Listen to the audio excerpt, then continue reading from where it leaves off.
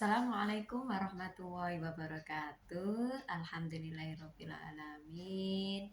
Bapak Ibu kita semuanya diberi keadaan sehat walafiat sehingga kita semua masih bisa bersama-sama untuk mengikuti pertemuan peningkatan kemampuan keluarga atau P2K2 pada kesempatan kali ini dalam keadaan sehat walafiat. Yang kedua, saya mengucapkan terima kasih atas kehadiran ibu-ibu semua. Mudah-mudahan langkah kita dari rumah hingga ke tempat yang penuh barokah ini dicatat sebagai amalan sholihah maghfurah. Amin ya Rabbal Alamin.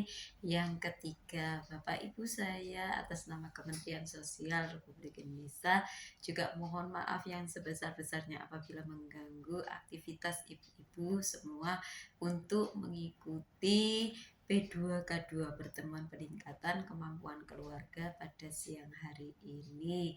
Yang keempat, Ibu sebelum kita mulai pembelajaran melanjutkan dari modul yang kedua yakni kesehatan dan gizi. Untuk sesi yang kedua ini pentingnya gizi untuk ibu menyusui dan balita. Marilah kita buka acara pertemuan pembelajaran pada siang hari ini dengan doa sebelum belajar bersama-sama. Bismillahirrahmanirrahim.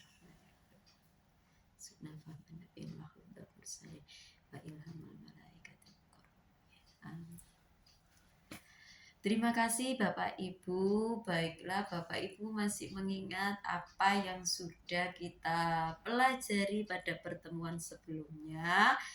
Pada pertemuan sebelumnya kita belajar modul kesehatan dan gizi untuk sesi yang pertama, yakni pentingnya gizi dan layanan kesehatan ibu hamil.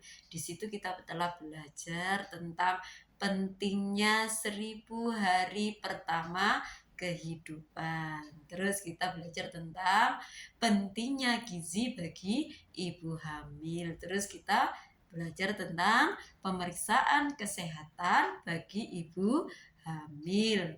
Terus ada pemeriksaan kesehatan setelah melahirkan. Ada lagi tentang memastikan ibu dan bayi mendapatkan layanan jaminan kesehatan nasional. Itu yang sudah kita pelajari pada pertemuan sebelumnya. Sekarang kita akan belajar untuk mengetahui pentingnya gizi untuk ibu menyusui dan balita. Di sini nanti kita akan belajar yang pertama, yaitu tentang ASI eksklusif. Yang kedua ada namanya MPASI, makanan pendamping ASI. Yang ketiga ada namanya pelayanan di posyandu. Yang keempat ada namanya gizi untuk ibu menyusui. Baiklah Bapak Ibu, marilah kita belajar. Yang pertama yakni kenapa Bapak Ibu kita semua harus mengetahui bagaimana gizi bagi ibu menyusui dan balita. Karena dengan memberikan ASI eksklusif, MPASI, membawa anak ke posyandu rutin setiap bulannya dan memenuhi gizi ibu dan anak, maka anak akan tumbuh menjadi anak yang sehat, tinggi, dan cerdas. Gitu Bapak Ibu. Mari kita belajar tentang namanya ASI eksklusif. Apa itu ASI eksklusif? Yakni pada bayi usia 0 sampai 6 bulan itu diberikan ASI saja gitu. Terus ada bayi pada usia untuk sampai 2 tahun itu juga tetap diberikan ASI juga. Terus susui bayi sesering mungkin semaunya bayi. Terus yang keempat harus kita perhatikan yakni perah ASI agar bisa disimpan dan diberikan kepada bayi jika ibu sedang pergi. Itu pembahasan tentang ASI eksklusif. Terus kita bicara tentang namanya MPASI, makanan pendamping ASI, yakni Bapak Ibu pada umur 6 sampai 9 bulan makanan lumat 2-3 kali sehari dan makanan selingan 1-2 kali sehari, yakni buah atau biskuit dengan porsi 2-3 sendok makan setiap kali makan hingga setengah mangkok. Ditambah ini pada ASI ditambah dengan makanan pendamping ASI, maksudnya itu ibu pada usia 6-9 bulan. Itu tadi pada tatkala usia 9 bulan sampai usia 12 bulan itu makanan lembek atau dicincang 3-4 kali sehari dan makanan selingan yang dapat dipegang oleh anak 1-2 kali sehari. Berikan setengah hingga 3/4 mangkok. Pada usia anak Bapak Ibu umur 12 bulan ke atas, anak diberikan makanan sesuai dengan apa yang dikonsumsi oleh si keluarga tersebut. Baik Bapak Ibu, itu tadi penjelasan tentang MPASI. Selanjutnya yang ketiga pembahasannya adalah layanan di posyandu. Bapak Ibu mari kita perhatikan tentang layanan di posyandu yang harus diterima oleh anak Bapak Ibu semuanya, yakni yang pertama mendapatkan informasi dan pelayanan kesehatan bagi ibu, bayi, dan anak balita. Yang kedua, memantau pertumbuhan anak balita sehingga tidak menderita gizi kurang atau gizi buruk. Yang ketiga, mendapatkan kapsul vitamin A. Yang keempat, memperoleh imunisasi lengkap. Yang kelima, pemantauan berat badan ibu hamil dan memperoleh tablet tambah darah atau TTD serta imunisasi tetanus toksoid atau TT. Yang keenam, ada ibu nifas memperoleh kapsul vitamin A dan tablet tambah darah atau TTD. Ingat Bapak Ibu bahwa anak ke posyandu tiap bulan hingga usia anak dari Bapak Ibu mencapai usia 6 tahun.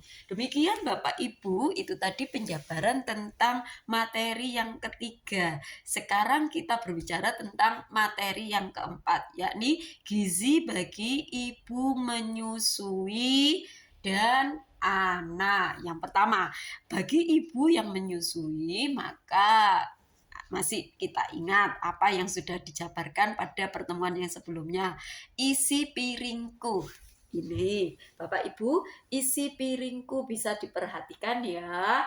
Isi piringku ada namanya nasi, yakni karbohidrat untuk tenaga. Yang kedua ada namanya protein, ada protein hewani maupun protein nabati. Terus ada mineral atau sayur mayur, terus ada vitamin. Itu ibu menyusui itu sebelum menyusui harus mencuci tangan pakai sabun. Aktivitas fisik 30 menit per hari. Terus selanjutnya minum air putih 12-14 gelas per hari yang diperhatikan untuk ibu yang sudah menyusui. Itu ya Bu. Selanjutnya, pesan untuk ibu menyusui. Selanjutnya, dapat kita perhatikan apa saja pesan-pesan yang dapat diberikan untuk ibu menyusui. Ini Bapak Ibu, mari kita perhatikan. Pesan untuk ibu menyusui, yakni yang pertama, bayi diberikan ASI saja selama 6 bulan. Itu berarti mengkonsumsi ASI eksklusif. Yang kedua, lanjutkan ASI sampai 2 tahun tadi. Terus yang ketiga ada makanan pendamping ASI diberikan secara bertahap mulai usia 6 bulan. Ingat Bapak Ibu, meskipun ada makanan pendamping ASI, tapi ASI masih terus diberikan sampai pada usia 2 tahun ya Bapak Ibu.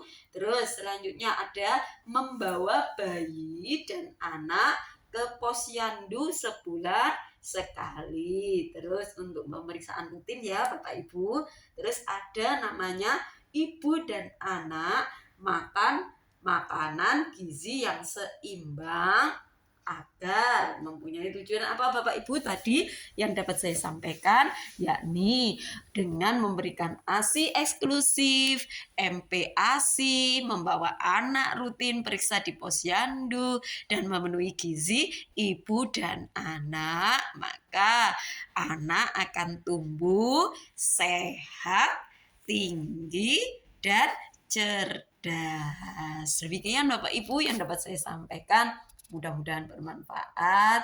Sampai ketemu lagi dengan saya Nurul Zakia, pendamping PKH Kecamatan Sukolilo. Selalu berbuat baik Bapak Ibu. Saya akhiri. Wassalamualaikum warahmatullahi wabarakatuh. Terima kasih.